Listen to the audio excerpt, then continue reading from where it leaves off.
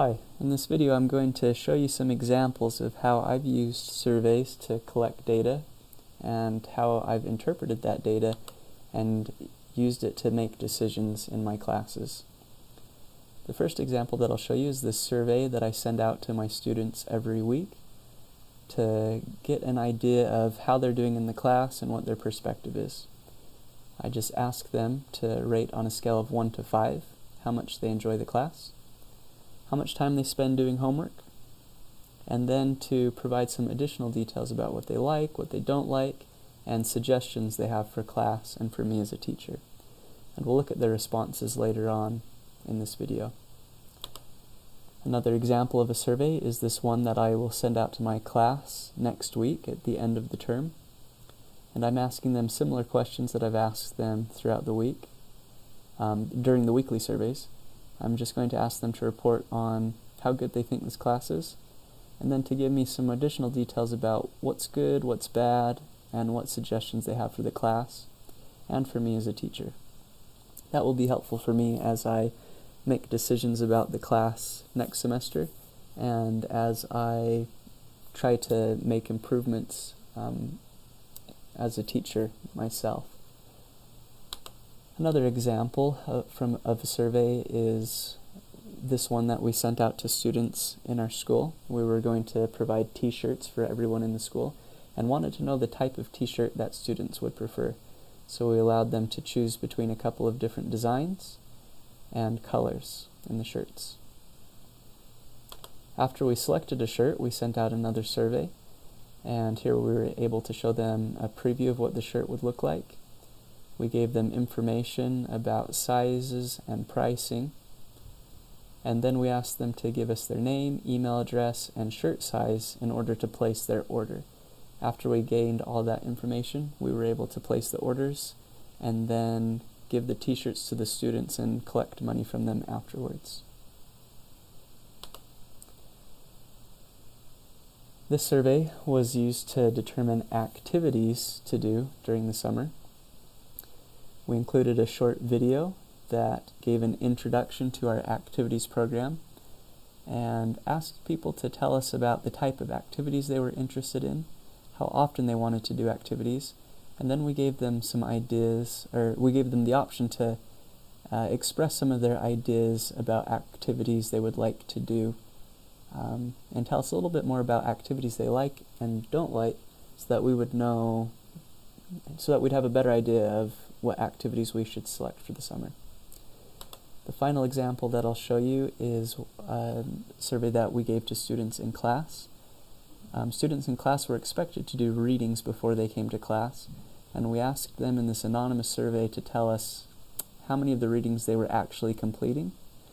And then to get an idea of the quality of reading they were doing, we asked them to tell us a little bit more about how they were, what sort of things they did as they were reading, whether they took notes, whether they turned to additional sources, or if they just skimmed the chapters.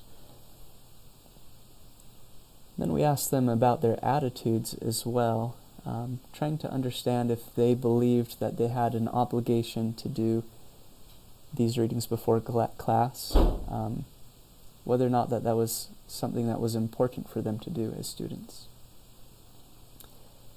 Let's look at an example of interpreting some of this data. We'll start with this one.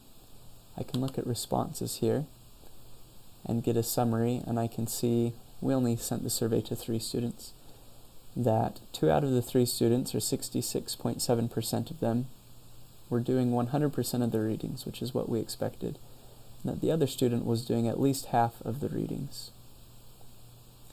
We can see a good quality of reading here with all of the students taking notes on what they read. Most of them also turning to additional sources. And we can see that one of the students, probably the one that was just doing 50% of the readings, seemed to be only skimming the chapters.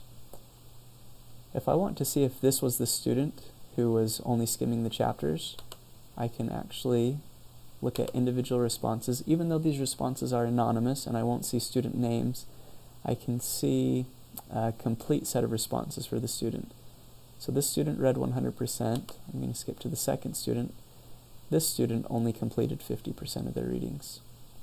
And like I suspected, this student was only skimming the chapters as well. It looks like they also did take notes sometimes and used additional sources. But what I'm learning about this student is that they're doing less of the reading and sometimes at least are doing a lower quality of reading than I would expect. I can see that this student's attitudes about reading. They do not believe that they have an ethical obligation to thoroughly complete readings before class. As a teacher, I disagree. I think that if the student is going to be able to participate in class and provide good learning experiences for other students in class, that they do have an obligation to complete their readings. And so that's something that I would like to address with the class now. I'm going to make sure that all of the students understand that if they don't do their readings before class, that it lowers the quality of our experiences in class because they're less informed and less prepared to participate. So that's some valuable data and insight that I've been able to gain from this survey that's going to make a difference in what I do during my next class. I'll show you another example of interpreting data. If I go back to this survey that I send out to my students weekly, I can see that most of my students, I can see 13 there out of 20 responses, or 65%, rate my class as 3 out of 5, which is not great and it's not bad, it's just in the middle. I'm not very satisfied with that. I would like most of my students to be at least a 4 out of 5 and hopefully a 5 out of 5. And so I'm definitely going to need to do some more digging to understand what my students don't like about class and what suggestions they have so that I can provide better experiences for them. I suspect that the amount of work that students are required to do could affect how much they enjoy class. And so I expect students in this class to be doing between 2 to 3 hours of homework during the week. I can see that most of my students, half of them at least, are doing the appropriate amount of work, which is good, but I can also see that some of my students, 25%, are doing too much work and 25% are not doing enough work. What that tells me is that probably some of the coursework is too easy for the students, for these 25%, and some of the work is too difficult for this quarter of my students.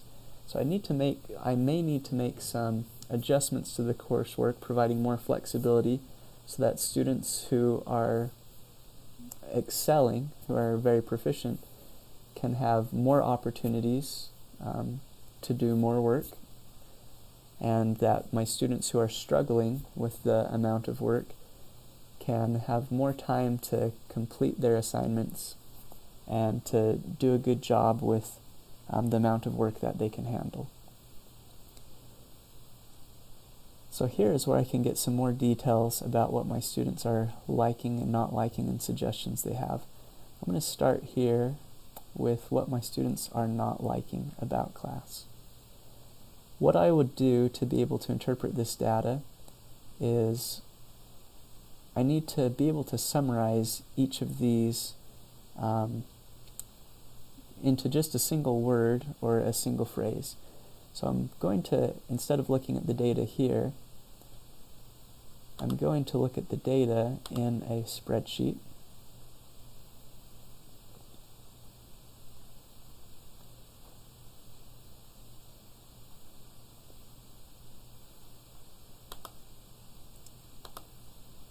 Let me dismiss this. So for this column here, what are you not liking about class? Let me make it a little bigger so it's easier to see. And I'm also going to allow the text to wrap so that I can see the full response. And I'm going to add a new column where I can put my summary of their response. So this first response, I feel overcome sometimes by technology because it doesn't work well for me. So I'm going to summarize that as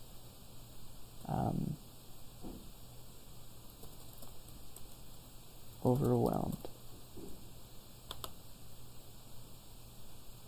This next response, there isn't a response in this box, even though it looks like it, because it's just coming over from this one, so I'll wrap the text. So there's no response there. No response there. The last badge assignment was a little too long, and I didn't want to download 10 apps. So I'll say too much work. It's hard for me to be part of a group work since I don't know anyone else in the class. I'll say relationships. I don't see how it's applicable to what I'll be doing as a teacher. So I'll say not applicable. How much time is required out of this? I'll say too much work again. It's hard to get assignments done without being in class, so that has been kind of frustrating, not knowing what to do. So I'll say time in class / instructions. The amount of work, too much work. Takes longer than I think it will, so too much work. Confusing directions. So again, this seems similar to this response. I'll say time in class / instructions. And I'll do this for all of the responses. After I'm done, I can count how many times I've used each of these responses. So for too much work, I can see 1, 2, 3 times I've used that response. And I'll count up all of these different responses to see which themes emerge, which ones seem to be common. And then based on what is ever the most common response, that's the category that I'll focus on this week. So it looks like this week it could be too much work, and so I'm going to spend some time trying to figure out how I can adjust the workload for some of these students. If I go back to these survey responses, I can also look at suggestions that students have, and I'll do a similar thing with these as I did with these responses, where I actually look at them in the worksheet, in the spreadsheet. I will wrap the text so that I can see the full response. And then I'll use this column to add my one-word or one-phrase summary of the responses. That makes it easier for me to interpret. So there are some examples of using surveys in class and also beginning to interpret the data and the types of decisions that I would make based on my interpretations of the data.